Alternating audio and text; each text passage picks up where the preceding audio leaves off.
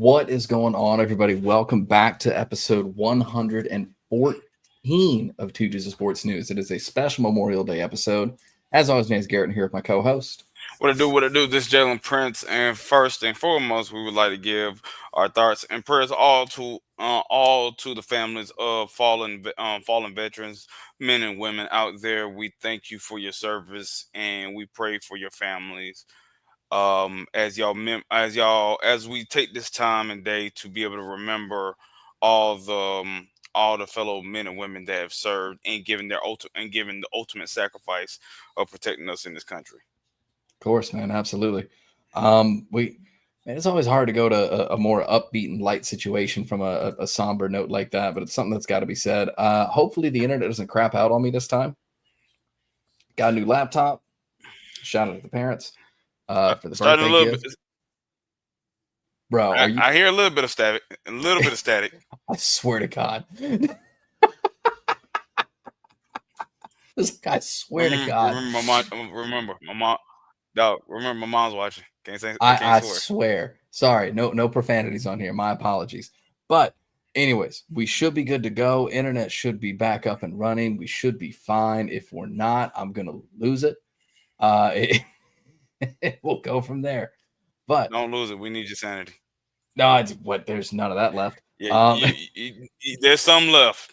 There's Don't say not that. a lot. But so we should be good to go on that. Obviously, we're going live at a couple places. If you were joining us live, or if you want to join us live, chime in and talk on the show, you're absolutely welcome to. You can follow us on Twitter or X at Tdsn Pod, on TikTok and on YouTube, Tdsn Pod, on all those things. Go check it out. Go follow. Go listen to all the fun stuff, and we go from there. So while we're working on that, we got a little bit to get into. We got a couple things, but mainly let's talk WNBA before we get into all the NBA stuff, because we got an NBA heavy show. So let's knock out some WNBA stuff first. I know we're a little late. Well, not much big. Oh yeah, we're very much late in that. We're very much late. Well, you might be late. I'm late. I would we're late as a whole. I've been paying attention to a certain degree, and that's like to the actual games outside of the whole Caitlin Clark, Angel Reese fiasco that led to another thing that led to more things that led to another thing that led to more things and another and another and another. It was a hard to the foul. basketball.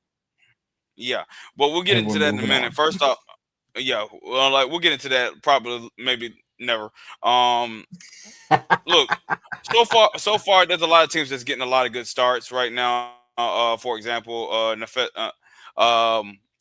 I want to say if I can get his name right, Nafessa Collier out of the Minnesota Lynx. She's leading the league in scoring right now. She's averaging 29.5 points.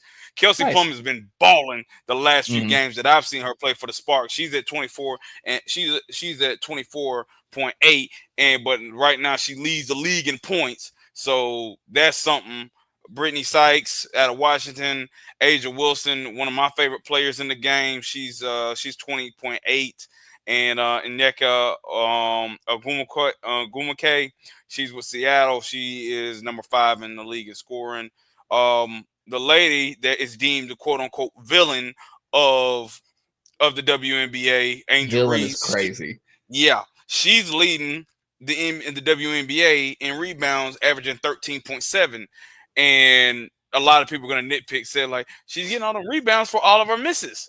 6.8 are her own. Man, look, I've always been a fan of Angel Reese. My mom, I will say this: my mom's not a huge fan of her because she doesn't believe that she's humble and stuff like that. Look, I'm always gonna be a fan of somebody who is very confident in who they are and what they do. That's a given with me.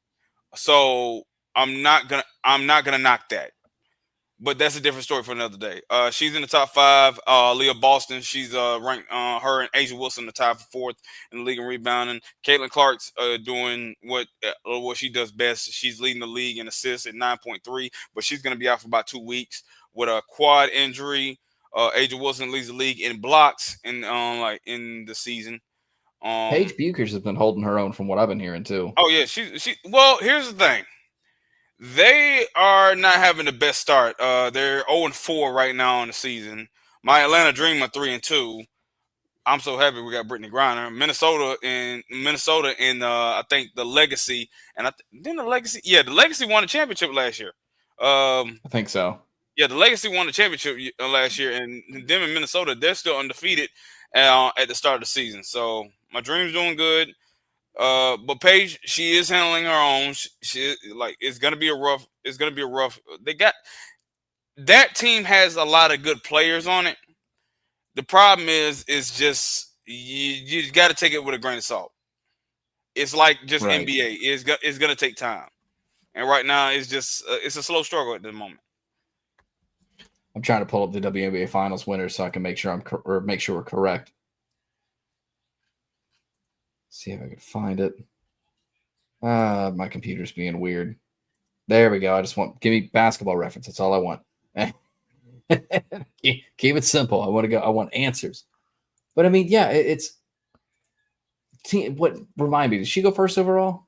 Yeah, she was number one. Okay, yeah. First overall winner should not be immediately turning the season around the next year. Also, it was the Liberty who won last year. Okay, thank you. Liberty won. What did I say? Legacy? Yeah, Liberty. It was Liberty versus Lynx. Lynx were the runner-up. Aces won in 22 and 23. Yeah, they just been dominating on that one. So yeah, that's that. That's that. But I mean, to me, like it's no matter the sport, no team should be in an immediate turnaround situation, going from the number one overall pick to immediately absolutely dominating. Like that doesn't happen. So,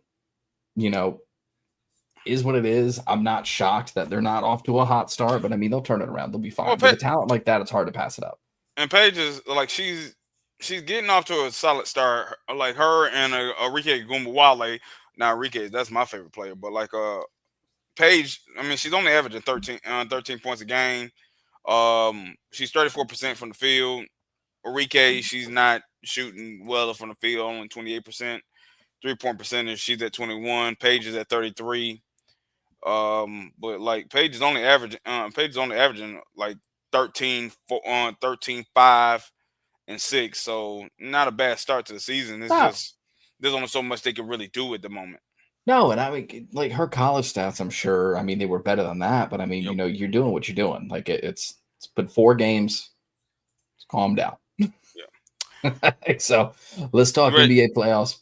Oh, before we get into NBA playoffs, real quick, I want to say rest in peace to Jim Irsay. All no rivalry here, no bitterness when I talk about things like all this. Sincere. Like, yeah, all sincere. We do want to say rest in peace to the Colts. Or hopefully everything is as well as it can be with his family. And it's tragic to see it happen any day, no matter who it is. Yep. Yeah, RIP to Jim Irsay. But I want to go back to the WNBA thing. We got to mention it, then we got to move on. It is what it is. It is what it is. Let's get the basketball thing out the way. That is the worst angle I've ever seen. It is what it is. Look, here's the thing. I'm a fan of both squads. I'm a fan of both sides. I enjoy watching Caitlin Clark when she plays. I enjoy watching Angel Reese when she plays. We understand the tie that they have with one another. But we mentioned this before either one got drafted. The WNBA needed both of them for attention purposes, business purposes. Is there some resentment? Possibly. But we're not in those rooms, so we can't be the judge, jury, and executioner. But let me ask you this, and we'll make this quick. With Caitlin, do you think she's receiving too much heat from the league as far as the players? And with Angel, do you believe that she's receiving way too much hate? I think Caitlin got a lot of hate last season. I don't know about this season. From a lot of the players in the league. There seemed to be a lot of like welcome to the league moments, for her, which I mean, as you expect. Like that happens with any rookie. Every vet wants to give the rookie a welcome to the league moment. So that's just growing pains. That is what it is. Yeah. I think from the media, there's the media and just the general masses, there's a ton of hate for Angel Reese. Yeah. And I don't want to say it's warranted, but also when you respond to it and fire back. I mean, but dog, what else is she supposed to do? Trust me, I agree with you. I want to be very, very clear. I'm not against somebody firing back at anybody making any kind of comments like that whatsoever. But because this is the internet, this is the social media age, when you pay it attention, it continues to grow. Now, I would do, if I were in her shoes, I would do the same damn thing and fire back at dang near every comment that I got about me. I can't fault her for that. I get that. So do you kind of see what I'm saying? Like if you feed into it a little bit and you give it attention, it definitely continues to let it grow. However, what else are you supposed to do? Not much really you can do. So you really just gotta take it with a grain, and just gotta take it with a grain. I think for me, Angel's receiving a ton of hate, a lot more because they deem her as the villain, as the bad guy, and I get it for several reasons. Number one, the business side. Caitlin Clark is already deemed in the media and to a lot of the world as the golden girl, as the hero, like as a lot the of savior of the WNBA. Yes, like in a lot of young girls, they look up to her, albeit warranted. She's a really good role model for a lot of parts of just folks that love basketball. She's a tremendous role model and a tremendous face of that league, and I think in the future she's going to be a face of the WNBA based off of popularity and just the production that she's going to have in the league, because it's not like she's just there not doing or putting any work. No, she's getting the points, she's entertaining, and she leads the league in assists. So she's there's production that's following. The wins are going to be included with more time as Indiana continues to put and invest in their roster to be able to get pieces around them to where they can start winning a lot more than what they're doing now. For sure. On the other side of it, it's just her popularity as far as on that standpoint of, like, a lot of folks in the media like her for numerous other reasons that a lot of folks in this world can relate to her, compared to Angel Reese, where a lot of folks in that way don't really do. Now I'm with a few people that can relate to Angel Reese for a multitude of reasons. We're not going to mention them for the sake of the game, but obviously you got one side that's going to deem Angel as the villain, and you got others that's going to deem Caitlin as the hero, and vice versa. So this is not going to end no time soon, but I'm of the mindset of turning this into a positive for the WNBA more than a negative.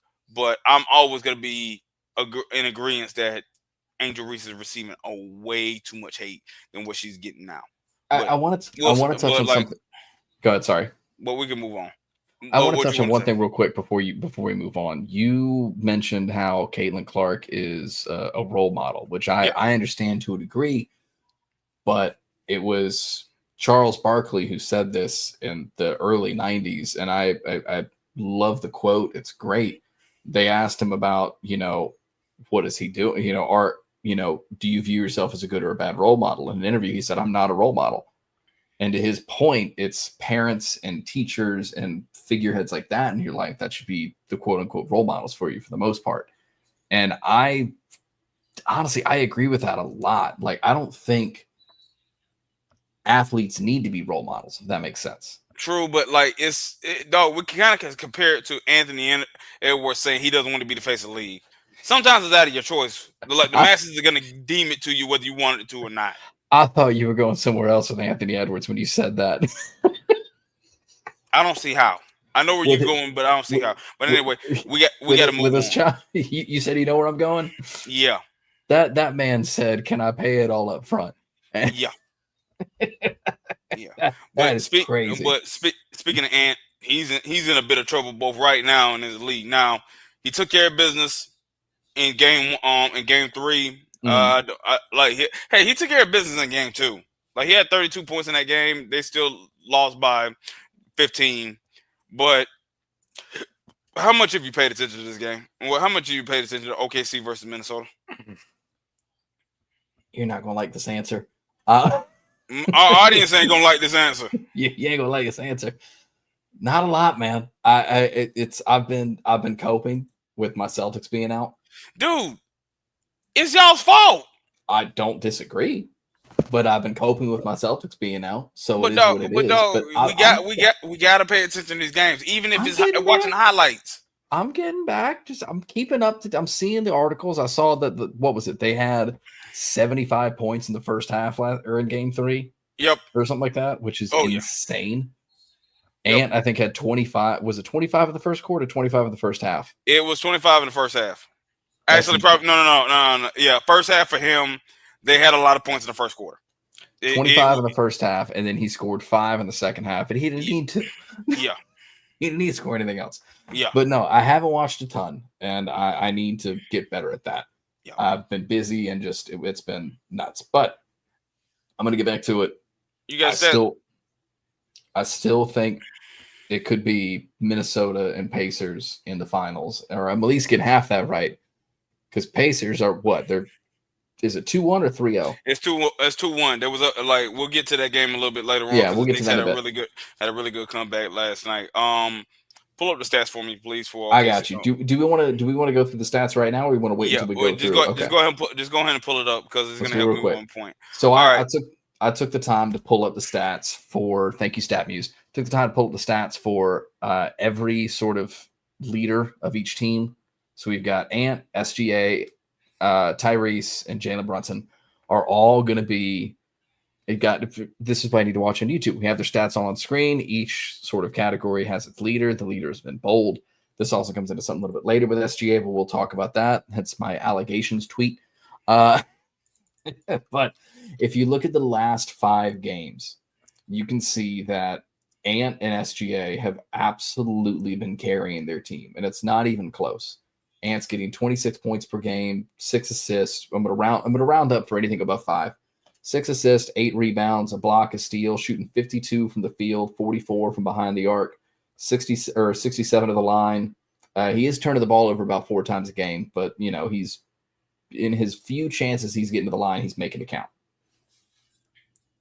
Whereas SGA is definitely making his points at the line count. He's getting about 11 of his per StatMuse. SGA is getting about 11 of his 30 points per game the last 5 games at the line, which I can't be mad at. What do you feel about this whole free throw merchant tag that he's getting? If he was, and here's my thing with it: if he was only scoring from the free throw, I would be all about it. But he's not only scoring from the line. He's hitting the mid-range. He's hitting mid-range shots. Range. He's shooting 40% from behind the arc. He's 51% from the field. Yo. He's not. If he was only scoring 12 points a game, and 11 of them points are coming from the line, 100% a free throw merchant. But he's not. He's 11 of your points coming from the free throw line is definitely a part of your game, but they're not winning these games. And correct me if I'm wrong, they're not only winning these games by 11 points, are they? Mm-mm. So yes, it helps, but it's also he's going to get to the line. Game 1, they won 14. They won 114 to 88. Game 2, they won 118 to 103, and in 2 days ago, Minnesota beat the crap out of the Thunder 143 to 101. Right. So it's definitely a situation where they're not only winning because of those 11 points. Even if you take away those 11 points in game 1 and game 2, they're still winning. So I wouldn't consider this necessarily a free throw merchant because he is scoring more than just from the free throw line. He is also averaging 7 assists per game, 3 rebounds per game, almost 2 steals per game. He's shooting 50% from the field. He's shooting 40% from behind the arc. And he's only shooting 83% from the free throw line. Let me rephrase. He's getting 11 attempts per game. He's not making 11 shots. Yep. But here's the other factor that I get kind of sick and tired, and I'll take Tylenol and NyQuil for it. Dog, think about this. Like, the Minnesota Timberwolves are averaging 14.3 turnovers in this series. OKC's averaging 12.7. Minnesota is averaging 4.3 steals in the series. Mm-hmm. The Thunder are averaging 9. Thunder are absolutely cooking them. Because gap responsibility, they're playing physical defense. Now, does that play a part into referees as far as how they're officiating the game? Whether you play physical, you got some that won't. Yes, that does play a part into it. You got to acknowledge that. But at the same time, dog, OKC's been doing this all year. Right. They've been doing this all year. Shea leads the league in steals at 3 point something. I don't have it in front of me right now. But you got Alex Caruso. He's a champion. He knows how to defend. Lou Dort knows how to defend. Jalen Williams is he's third team all defense this year. No, wait. Lou Dort. I think no, scratch that. Yeah. Lou Dort's first team all defense. Jalen Williams is third team all defense. That got to tell you something. Chet is a rim protector. Isaiah Hartenstein, who they got from the Knicks, is a tremendous defender. Everybody on that team is going to defend. There's not one bad defender on that team. So when you got a bunch of guys that know how to be able to defend, and they're long and they're lanky and they know and they move their feet, they got active hands and they're coached right, you're going to be able to get a whole lot of steals out of there. And that shows averaging 9 steals a game.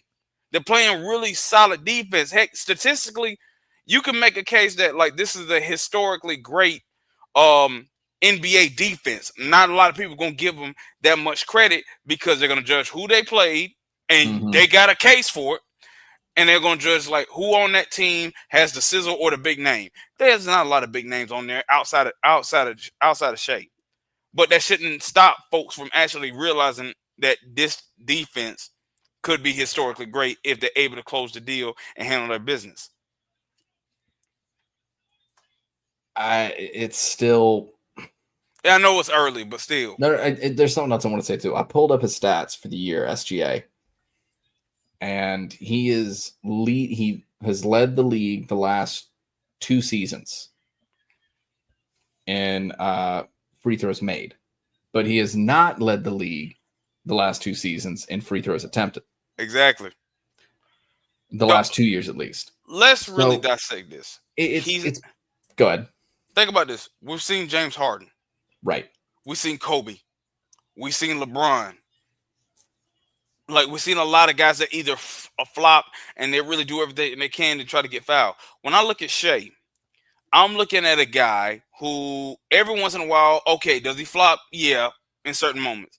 But I also look at a guy that really has a high basketball IQ because he's not jacking up a bunch of 3-point shots. He's going to the mid-range shot. He's going to the mid-range. So he has a 3-level game. I remember somebody talking about Kyrie Irving. I remember Kobe Bryant was talking about, like, God rest his soul. He was talking about, like, what makes Kyrie Irving so dangerous. There's no weakness in his game. He can go left, he can go right. He hits the 3-point, he hits the mid-range, he gets to the rim. That's what Shea is. He goes 3-point, he goes mid-range, rim, 3-point. He knows how to get the line because he's constantly driving. That team's constantly driving. When you drive so much, sooner or later, you're going to get hit, you're going to get fouled. You just know how to be able to sell it, for one. But number 2, you're not like flailing every time, like off of instant contact. And he's not flailing every time off of instant contact. It's certain moments where he's doing it. He's not doing it every single time. The problem is he's doing it, and a lot of people are not a big fan of him, but for doing it, and so he's going to receive a whole lot of backlash and hate for it. But let Shea have been on the Lakers or the Knicks or anybody on their team, they ain't got no problem with it. No. I ain't doing that. And it's the way it always is. And it drives me crazy, that whole thing, where it's if it's my team, I don't care. But if it's not my team, now I have a problem with it. Now I have to talk about it. And like I'll live tweet some of our games and everything, and some games that happen, and I'll even say it. I'm like, all right, even when a BS foul gets called on my team, whether it be a penalty in football, whether it be a foul in basketball, a bad call in baseball, clearly wasn't a strike, but whatever. Anytime that happens and I'm watching it, I'll see it and I'll be like, I mean, it is what it is, but also, like, if that had gone the other way, I wouldn't be mad. Like, there were plenty of times where Jaylen Brown had, like, a hard foul, and people were like, that's not. I was like, I get it, though. I understand. Like, you can't be in a situation to where, like, our guys don't flop. LeBron doesn't flop. Jokic doesn't flop. Harden doesn't flop. They're gonna turn a blind eye. Brunson doesn't flop. Hallie didn't flop. Pascal didn't flop. They all do it. It's part of the game. Drawing a foul and getting to the line when you can get a free bucket is part of the game. Some of these guys, they're taught when they're rushing the guy shooting behind the arc is never leave your feet. If they leave your feet, what do? You jump up and you try to lean into it and guarantee 3 easy points over potential. Dwayne Wade made that famous. It's always how it's been. I don't know about always, but it's how it's been for the last 2 decades. I agree. To act like this is new is crazy to me. Like I said, love it or hate it, the game is the game. Look, and here's the thing. OKC, look, Shea, he won MVP. Yeah. Point blank saying he earned it. Like, I love Yo. He didn't get robbed. He got it last year. This year, Shea led the OKC Thunder to the number 1 seed again. He's been balling. He earned it. I thought Indy got it last year. And year prior. That's right. Dog, he earned it. There's no denying that. And the thing about it is he's playing like it. He is. Especially when needed most. So yeah, if he takes 14 free throws, if he takes 15, it's not like he's trying to force anything. He's really taking it with a grain of salt. He just knows how to get fouled, and he's not forcing it. It's happening naturally. Not always. There are a few times, but majority of the time, it's happening naturally. So I did the math on it too. Since he's shooting 80% from the free throw line, gets 11 attempts per game. He's only making 8 or 9 of them. So 8 or 9 of those points are coming from the line. So it's still not. That's an extra bucket that's not showing up. If he were scoring, like we said, if he's scoring 15 points a game and 10 of them come from the free throw line, I'll give you free throw merchant at that point. But if you're dropping 30 and only 8 come from the line, facts. That's not a free throw merchant. That's just somebody who is recognizing this is now part of the game, whether we like it or not, and is using it to their advantage. I can't fault somebody for that. Let's get into the other series. We still got some time left. Obviously, Indiana is still up on the Knicks. The Knicks came back. The Knicks came back from a 20-point deficit last night in Game 3 in Indiana. Cat was balling. E-Man, I owe you an apology. I'm about a week late on my apology, but I owe you an apology for saying Boston was going to beat the Knicks. You will get one later. But yeah, go ahead. Sorry, Cat was balling. Jalen Brunson, you already showed the stats, and you can show them again. Yeah, we'll pull them back up. Jalen Brunson hasn't played great, but he's still reliable within the series thus far, and you're not going to take nothing away from that. However, if Cat doesn't show up, they're not winning that game. No, and he had 24 rebounds. Not 24 rebounds, 24 points. Good God, I've been fishing all day. what a hard day. That sun was kicking my butt, but like I bet it is. Look, 24-15, and was like, dude, not down, like was like only missed 9 shots, 3 from 7 from 3. That's a tremendous night, and they needed every bit of it. Because if he doesn't show up, I mean, Brunson, yeah, he gave you 23 points, but dog, it took him 18 shots, and he only made 6, and it was 1 from 5 from 3. Now, again, nobody had a problem with Jalen Brunson getting to the free throw line 10 times. Nope. But that's sometimes what it takes. But dude, what's saving the Knicks right now in the series? Because like the way Indiana came back against them in Game 1, and Tyrese Halliburton hit that shot, and then like Game 2, that was just Indiana playing better, and Pascal Siakam having a career high 39 points. What saved them last night was one, they turned the page on the Pacers on not giving up and just continuously playing. That's the style and the identity of a Tom Thibodeau type team. Say that 10 times fast. Tom Thibodeau type team. But I'm looking what Josh Hart did last night. He's not gonna wire you with the stats. It's the effort that you need, and give credit to Tibbs because he made the lineup change. Josh Hart was starting. He benched him. He had him come off the bench, started Mitchell Robinson, and you can immediately see that played a huge part in their win last night, having Cat to 4 because like Indiana ain't got nobody to really guard Cat. Right. When Cat decides like I'm about to dominate y'all from the paint, and every once in a while I'm gonna step back and knock down the street. When he gets that mindset, he's hard to beat. Well, he's what's your bigger than thoughts? Siakam, and Turner can't guard at the arc. Like, am I correct in that, or do you disagree? Like, I don't disagree. He could bully Siakam down low, but Siakam could take him out of the arc. However, Turner can't move outside the paint. So I would disagree with that. I think he has some mobility outside of the paint. That was disrespectful to Miles Turner. That's my fault. But I will say he's not that slow of foot. No, it's he's just not. Cat is just like he's not going to be able to guard Cat outside of the paint like that. I've never considered Turner a perimeter defender, though, and I think that's kind of what I'm getting at. I do want to say, currently Brunson is shooting below the league average of 3-point percentage. Average 3-point percentage for the league this year is 36%. I think I'm looking at it right now. It's 13.5 threes made, 37.6 threes attempted, which is, let's do that math real quick. Thank God for calculators. 35.9%. So 36%. Jalen Brunson is currently not shooting 36%. That man is shooting 31 from behind the arc. Hallie's shooting right around average. Ant and SGA are shooting over. And Brunson is sitting.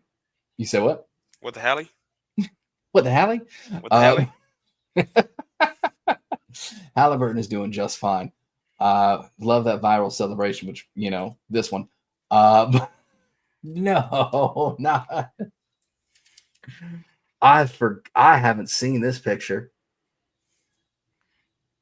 Yeah, I have. That was game what? That was game 1. Like that was funny. Is that who am I looking at? I'm drawing a blank. That's Reggie Miller, and that's I knew that was Reggie Miller. I was just like, that's not Reggie. That is. I haven't seen that picture, but yeah, I mean, his foot was on the line. It is what it is, but they came back and won it. But when Brunson's not shooting efficiently from behind the arc, and he hasn't been the last 5 games, he's shooting 30%. That's a huge part of his game and coming up in those clutch shots. And we'll see if the Knicks can rebound. I can't have the Knicks and Philly both win championships in the same year. To me, those are What you mean by Philly? The Eagles. Come on, dog. The Eagles and the Knicks are some of the most, respectfully, the Eagles ain't that fan bases. Bro, the Eagles fan base is not that bad. Bro, they're top 5. Come on. They're tough. They're tough. They're top 5. I'm not gonna go annoying with them. I go like very aggressive. I will give you aggressive. Annoying is Dallas. I'll give you. That's why I said top 5. Annoying is Dallas. Sick is Dallas. Like that. Cowboys fans won't do anything. Philly fans, if you call them out on them being ridiculous, they'll get in your face, and I respect it. Don't get me wrong. It's, to me though, like Philly fans are on a different level, and Knicks fans are up there. Did you see them throwing trash bags? Yeah, yeah. That's why I don't like Knicks neither. I can't. You spit on Trey. Yeah, you spit on Trae Young. I can't. You do not spit on another grown man. Y'all are the reason why I cannot have a cap to my water bottle whenever I go to State Farm. They took the caps from water bottles to State Farm Arena shortly after all that happened, and all those caps and things were getting thrown on the court. Okay, Knicks fans are the reason why I can't have a closed water bottle at a concert. Come on now. Come on now. I can't have it, man. Like, even if my Celtics had to lose, it's fine. Anybody but the Knicks. But here's the thing. Like, I get a lot of people rooting for either the Knicks or the Minnesota to get to the finals. Dog, like I wanted OKC and the Pacers because I want to see really good basketball. I want OKC and the Pacers. that ain't my job to care about like the whole ratings and stuff. Like that's Laker fans. I hear you. That's media members. Even though I'm a media member to a Mm-hmm. certain degree, but I want to see OKC and I want to see the Pacers. I want to see fast pace. I want to see really good strategic basketball. Like yeah, there ain't like I get where folks are saying that like there's not really a storyline. Yeah, there is. There is. You got the number one offense going against the number one defense. There wasn't There's for also Heat Nuggets either. Still had good ratings. but so like give me like I get the entertainment factor. I really do. But I'm taking give me Thunder and just give me Thunder and Pacers. I want really good. I want good basketball. I don't want just like some big storyline thing. If You call I me lame, you can't call me have, boring. I don't care. if I can't have ratings, if I can't have rivalry, give me the weirdest matchup humanly possible. But there is another storyline. There is a storyline that goes on in this one. Mm-hmm. Him. Oh, PG-13. Yep. Oh, playoff Paul is on the playoff. I know he's rooting for this. In his deep down, he's rooting for this in Cancun. But anyway, do I need to pull up that trade breakdown because that is one of the worst trade breakdowns I've ever. Did we do this last episode? No, I don't think we did it. We'll have to do it. We'll have to do it next episode. What else you want to talk about? We got to pull it. I got to pull this trade real quick because here's the actual breakdown, and I got to find this breakdown of it because this was absolutely ridiculous. As of 2 days ago, Yahoo Sports broke it down. Clippers traded. Here we go. Clippers traded SGA straight up.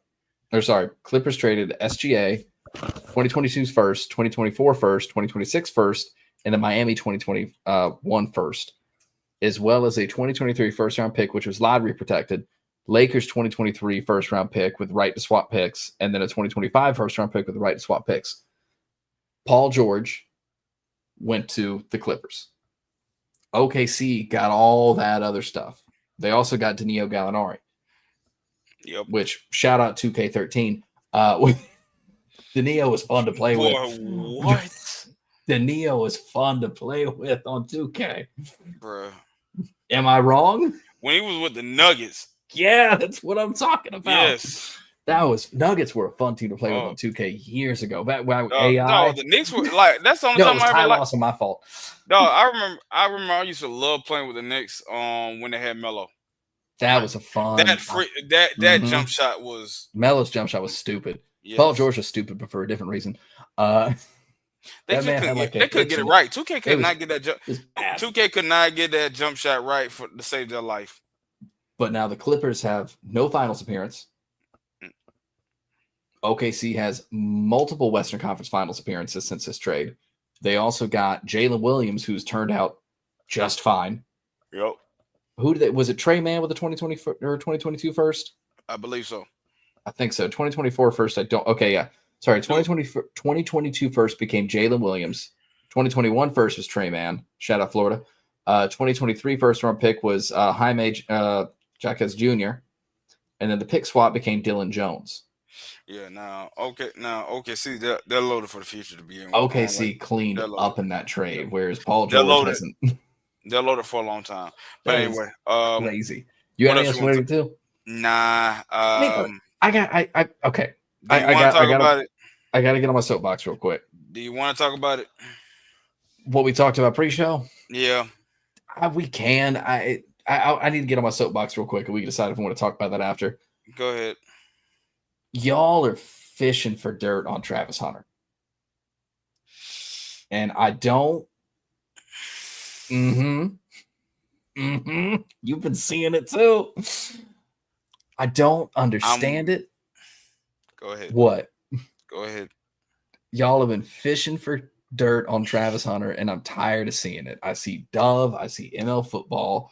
I see all these morons look at 2 clips of this man at training camp. 2 clips. Oh, you're talking about that. I'm not talking about girlfriend because Panthers fans want to get into that. We don't need to talk about the Bryce Young situation. Wait, what's with Bryce Young? Bryce Young got benched. His girlfriend broke up with him. Was at an NBA game like 3 days later. Oh yeah, Tyrese Maxey. Yeah, I forgot about that. Y'all don't want to play this game. Nah, no. You're talking about that fishing with Travis. I'm talking about that. I'm not talking about the whole. Which shout out to the happy couple. Travis Hunter did just get married. Shout out to happy couple. But I will say with the whole like, oh, he's going to be a bust talk, like that's insane that would be to me. Like I thought you wanted to get into the other comment. No, I'm not getting into that. I was trying to leave that alone. This is not the Real Housewives of Savannah and in Alabama. That is none of my business. But what I will say is, I don't care.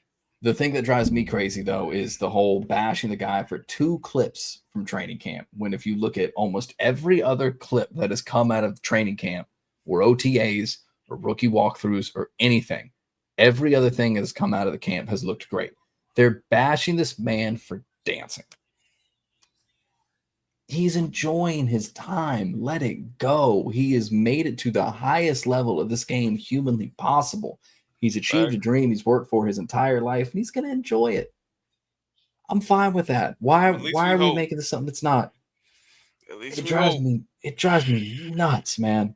You got that, and then what else are they doing? They talked about what else did he do? They went after him for something else. I don't remember. It was stupid. Every time it's something dumb. It's always dumb. It was something that had to do with routes. That was the last thing I remember. Routes was stupid, and I let that one go. The dancing thing was stupid, and that's like just let that dumb. one go. It's just dumb. He's not big enough. Well, Devontae Smith is fine.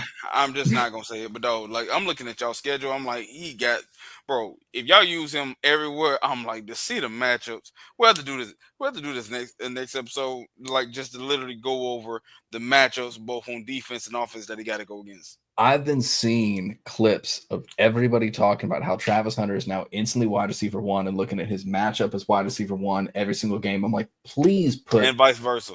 Please put whoever's y'all's second DB is on BTJ. Please. Yeah, I was thinking about that too. Please give me that all game. I don't care. Give me second string versus arguably a top 15 receiver in the league at this point. Yeah. Like, come on. But let's close it out. I'll take that all day. Yeah. But I can't do it, man. Leave the kid alone. Season hadn't started yet. Let's relax. Okay. Football wise, yeah, I say leave him alone. Off the field. None of my business. None of my business. But I got too much. Ooh, man. I don't critique anybody's dating life. That's none of my business. We're gonna have to talk after the show. We'll talk after the show. I'm not critiquing anybody's dating life. None of my business. We'll talk after the show. None of my business. We'll talk after the show. All right. Do you want to get into what we talked about pre-show or no?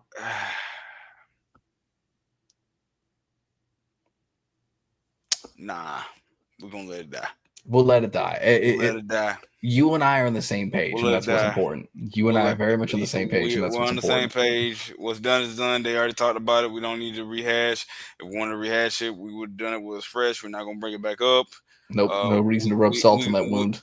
We're gonna let 2 men do what they gotta do. One carries a cane. The other one loves drinking chocolate milk. That's all I'm saying. The other one like drinking milk. That's all I need to say. And it's not chocolate milk. Yeah. Unless it's a different flavor chocolate. Unless it's a different flavor chocolate. If you know, you know. On that note, thank you guys for listening. If you like the show, let us know. You can follow us on the socials at Tdsn Pod on Twitter, at Tdsn Pod on TikTok, YouTube, all those fun things. 2 News of Sports News on Facebook. We're everywhere. Follow us. Check it out.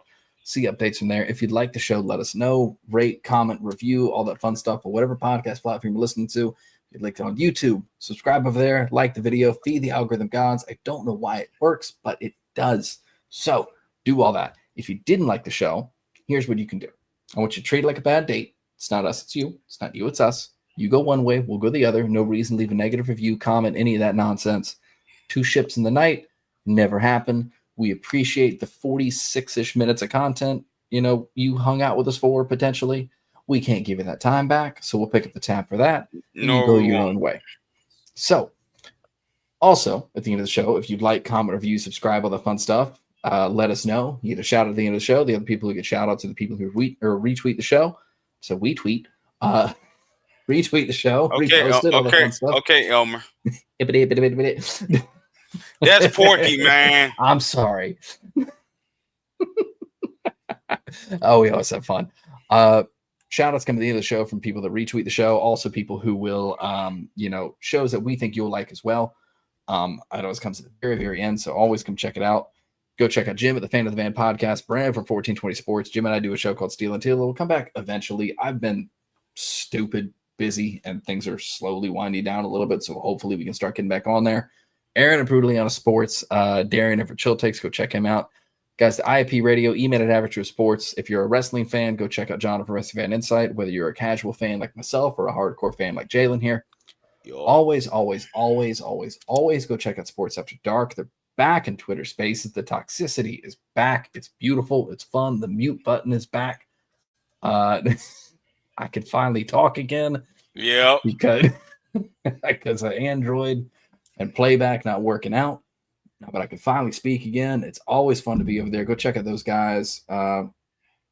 Heavy, Lou, Ash, DG, all those guys. Go check them out. Show them some love. We love those guys. Hollywood, too. Can't forget about Hollywood.